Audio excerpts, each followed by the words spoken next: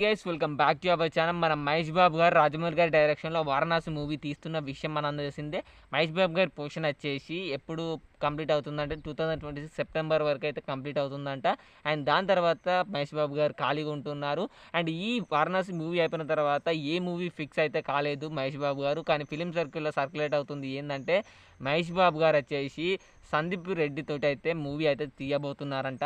And మనకు తెలిసిందే సందీప్ రెడ్డి వంగ వచ్చేసి తన మూవీస్లో హీరోస్ని ఎంత వైల్డ్గా చూపిస్తారో. అండ్ మనకు తెలిసిందే మహేష్ బాబు గారు ఎంత క్లాస్ మాసో మనకు తెలిసిందే. అండ్ అలాంటి అయినను సందీప్ రెడ్డి వంగ డైరెక్షన్లో మనం వైల్డ్గా చూస్తే ఎలా ఉంటుంది. నాకైతే బిజినెస్ మ్యాన్ మూవీలో మహేష్ బాబు గారి క్యారెక్టర్ అయితే చాలా పిచ్చపిచ్చగా నచ్చుతుంది. అలానే దానికి డబల్ డోస్ మసాలా యాడ్ చేస్తే ఎలా ఉంటుందో అలా ఉంటుంది సందీప్ రెడ్డి వంగ డైరెక్షన్లో మహేష్ బాబు గారు తీస్తే మూవీ అయితే ఖచ్చితంగా. అండ్ ప్రొడక్షన్ హౌస్ కూడా ఫిక్స్ అయిందని అయితే అంటున్నారు. ఏషియన్ ప్రొడక్షన్ హౌస్ ఏదో అంటున్నారు.